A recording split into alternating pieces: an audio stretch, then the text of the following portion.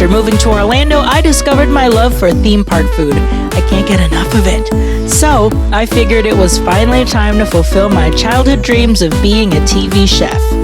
I'll show you how to bring the magic of the theme parks into your own kitchen. Some recipes may turn out great, some may not, but hey, we'll have fun along the way.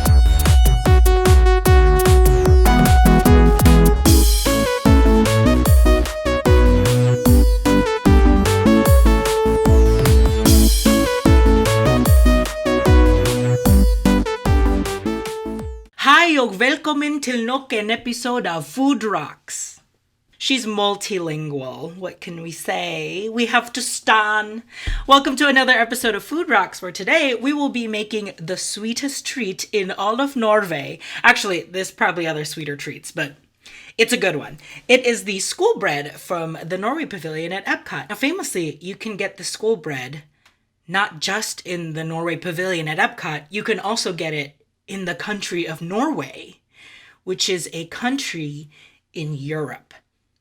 I used to work at Epcot, and I actually went to get school bread any chance I could get, whether it was like a quick break or for lunch. I wanted like dessert. I would run over to the Norway Pavilion at Kringla Bakery og Cafe and would get a school bread. And I love Kringla. It's one of my favorite quick service places in Walt Disney World, Epcot specifically. They have a really good salad, actually, in the grab-and-go cooler, like a Norwegian salad, that that's what I used to get for lunch, like, all the time. Parents would put these in, like, their kids' like school lunches, and that's what it was called. So it's a sweet roll that's made from a yeasted dough. Now, you know me, Miss Ma'am, who kills yeast. I was definitely intimidated by that, but I think I found like a good way. I had to like face my fear and just like sit with the fact that like I may have killed this dough initially, but if I just kind of keep rising and keep proving, the dough will come back. And then it's filled with a custard inside, and then it's decorated on top with like an icing and then toasted coconut. In the actual Norway Pavilion version, it's like not custard. It feels more like a buttercream type thing. It was like a lot softer and airier and lighter. So this recipe I got from Spruce Eats. So go ahead and find the recipe. Pretty much follow it to a T. A lot of the times were a little off because of my murder of the yeast. But you're gonna find out that it'll still work out no matter what. And it came out pretty good. I think I learned enough about the process of watching this yeast and watching this dough that I know how to fix it for next time. Because I think I will make this again. Like, maybe not like the pretzel. The pretzel was like a journey and a half. This one was a little bit easier to make. And I think I'm going to like recreate this again, maybe in the future, maybe use an actual buttercream filling instead of the custard. So hopefully that works out. So enjoy this episode of School Bread, or as they say in Norway, Nyt. Take delight or pleasure in. Enjoy. Nyt. Nyt. Nyt. La oss gå på kjøkkenet. La oss gå på kjøkkenet. Let's go to the kitchen. Okay, friends and family, let's watch this school bread. First of all, I'm not going to acknowledge the elephant in the room, which is this new ring light that you can see from the reflection of my glasses.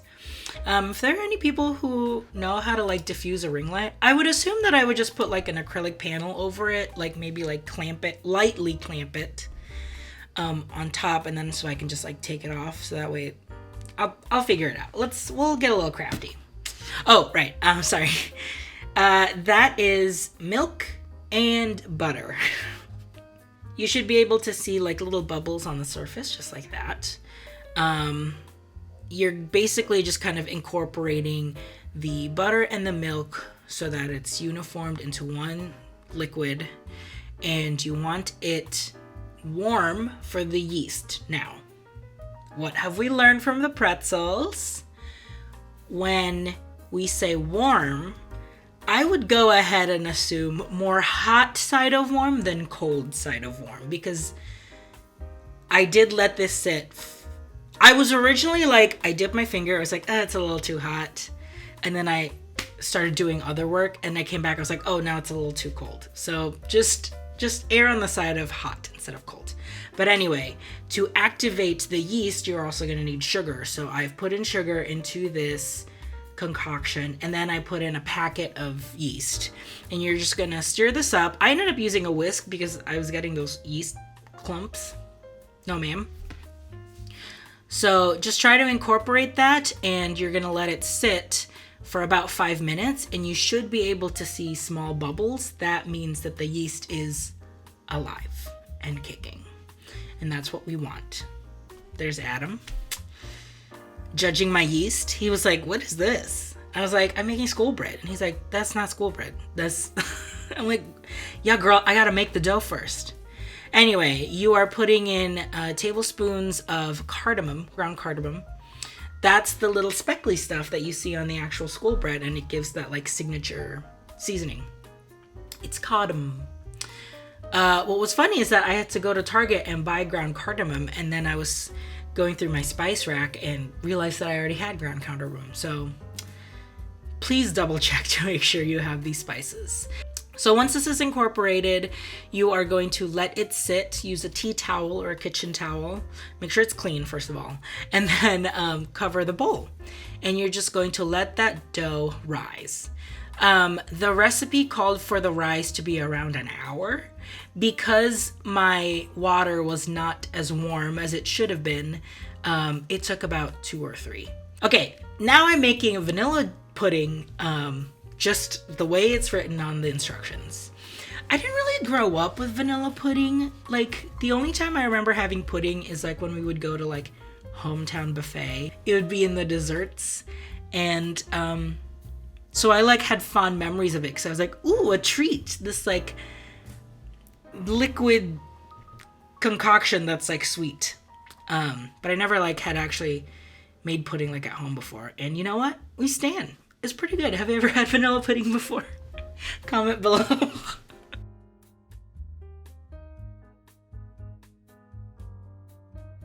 The dough should be able to rise like this. As you can tell, the lights have completely changed. It's because this was like I filmed this the day of daylight savings time. So like we gained an hour, so which meant it was like dark by 5:30. So I had to like turn on my Lowe's work light to kind of show it. But the dough ended up rising, which is great. Love that for me. What you're gonna do is you're gonna punch out the air and then kind of roll it into a long snake.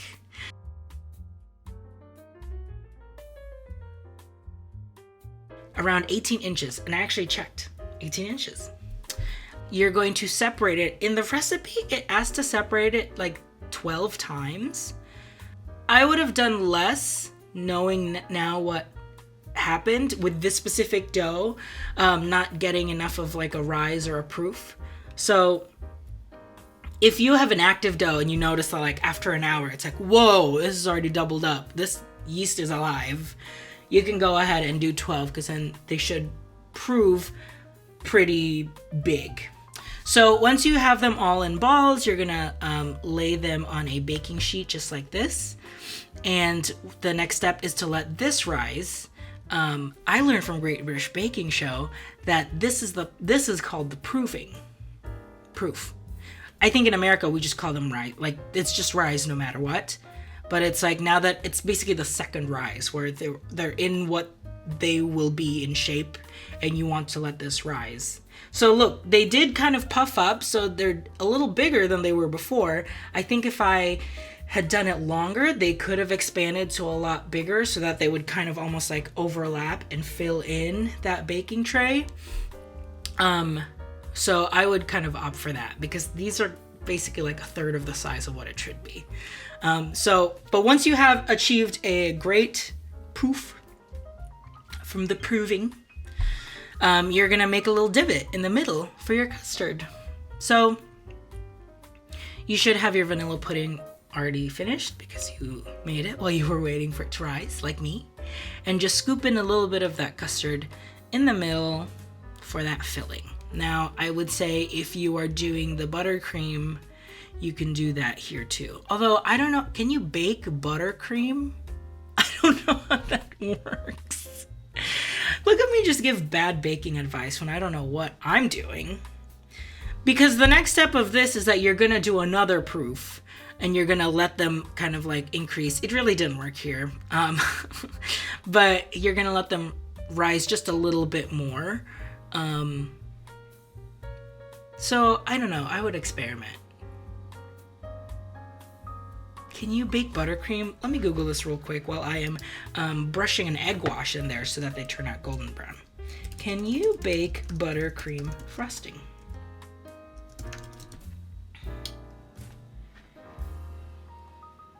A lot of this just says it's what you put in like after. Cause then how would you like do like a filled in like so that it has a filling? You would pipe it after? I don't know what I'm talking about. Anyway, if you're making it with custard, just do it like me. You divot it right before you bake it, so then it goes into the oven. And look, I mean, it turned out pretty good. Like, they came out nicely brown. They are definitely a lot smaller than the Epcot versions, or, you know, what it should be. But they still came out really good, and they actually tasted really good too. So the final step here is that you're going to mix powdered sugar and water together to make like this quick syrup, and then you're gonna brush that on the buns and then toss it with your favorite toasted coconut. You should have some extras from when we made the Matterhorn macaroons, because that's what I used. And there you go. You have created the Norwegian Skolbrett from not only from the Epcot Pavilion, but also from the real country of Norway, because that's what the pavilion is based out of. Did you know that? Oh my god. It is 9 o'clock and we have finally finished the Skolbrett recipe. It took so long, but I hope it's worth it because here it is. My little tiny Skolbrett. Okay, first thing that we're gonna notice, it's so small, right? The Skolbrett in Norway is like a dome. It's like this.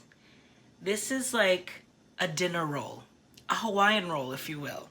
These were almost like getting there, right? So I think it's just maybe lessen the splitting the dough a little bit, making them a little bit bigger. But anyway, bon appetit.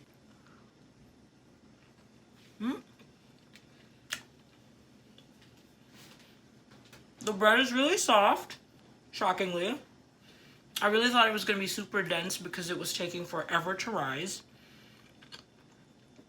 But it's very soft. Look at that. So nice and hot.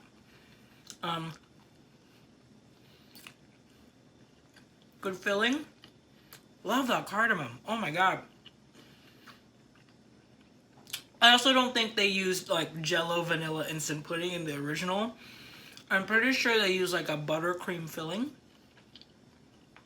So I don't think it tastes the same filling wise. Bread wise, it's there. I mean, that cardamom, that's what it is.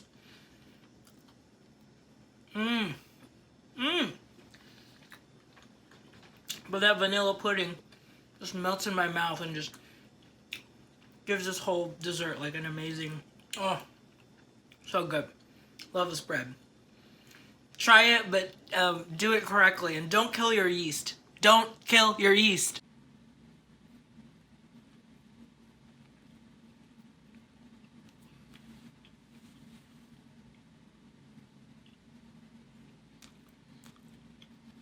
Lemon curd?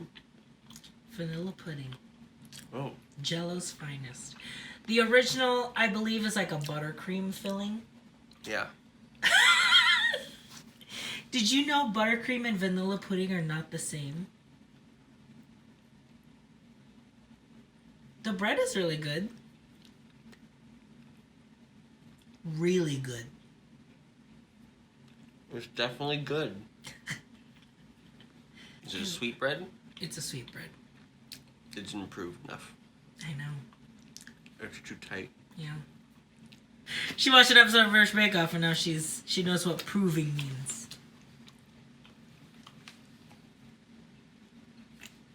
Also, we say proof in America. We say rise in America. They're two different things. Huh? What do you mean they're two different things? Thank you so much for watching another episode of Food Rocks. You can find me on Instagram at RJ Food Rocks. You can also find me on Facebook at RJ Food Rocks. Subscribe here on YouTube at RJ Food Rocks. And I made a landing page, so if you want to go, rjfoodrocks.com. rjfoodrocks.com. rjfoodrocks.com. rjfoodrocks.com. rjfoodrocks.com. So you can just go there and it'll take you wherever you need to go. We are trying to get to a subscriber goal of 500 before the end of the year. So by December, I need 500 subscribers because then I can launch a Patreon maybe, and then have merch in there if people are interested in merch, stickers, t-shirts, aprons. Oh my. That's the only thing I'm asking for Santa this year. Well, and an iPad, but primarily to get 500 subscribers because I mean, the ultimate goal is to get 1,000 subscribers, obviously, to monetize on YouTube, but we've already hit like 240. We're so close to 250. That's already like a quarter of the way in from our pretzel episode, which was like, what, 2 weeks ago? So, y'all, I think it's possible for a plain country bumpkin to become a YouTube star. It's possible. Tell your friends if you have people who love watching food shows, but also like want to watch someone funny, think that they're funny, share this video, put them on their Facebook posts, put them on Facebook walls, put them on Twitter feeds, put them on Instagram, like just do it all. Share, so we can get 500 before the end of 2020 because this year has been a nightmare. So let's finish it off in a better place than when we started. If you made it this far in the video, please comment below and let me know how much you love Skoolbred, how much you love Norway, how much you love Epcot, how much you love Kringla Bakery Ugg Cafe, as much as I do. And let's keep the conversation going. Let's engagement. So thank you so much for watching another episode, and we'll see you here next week with another video. Goodbye, or as they say in Norway, Ha det. ha det, Ha det. ha det, or adieu. Adjø. Adieu. Oh, adieu. Okay. Yeah, adieu. Bye.